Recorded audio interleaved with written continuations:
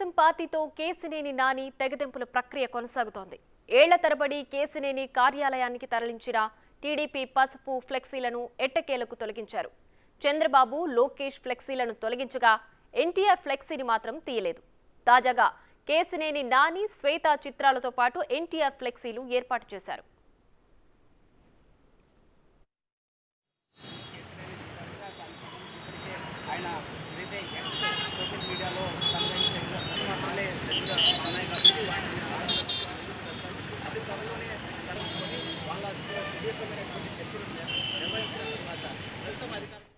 ఇక విజయవాడ కేసినేని ఆఫీసులో టీడీపీ ఫ్లెక్సీల తొలగింపుపై మరిన్ని వివరాలు మా ప్రతినిధి మల్లికార్జున్ అందిస్తారు.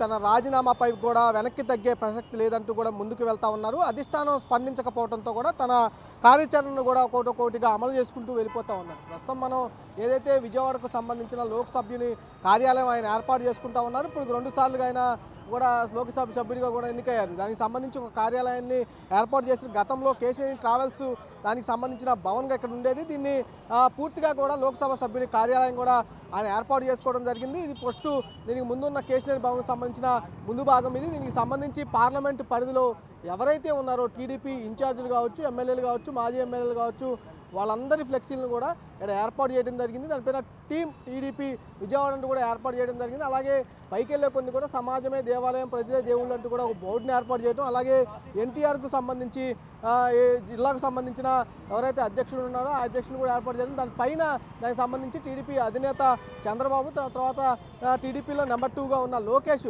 దాని పట్టాన్ని కూడా ఏర్పాటు చేయడం జరిగింది. అట్లాగే దీనికి పక్కకి వచ్చేసరికి మనం చూసుకోవచ్చు, ఇటు కూడా ఇదివరకు ఇప్పుడు ఏదైతే ఫ్లెక్సీలు ఏర్పాటు చేసే ఉన్నారో కొత్త ఫ్లెక్సీలు కూడా ఏర్పాటు చేస్తూ ఉన్నారు.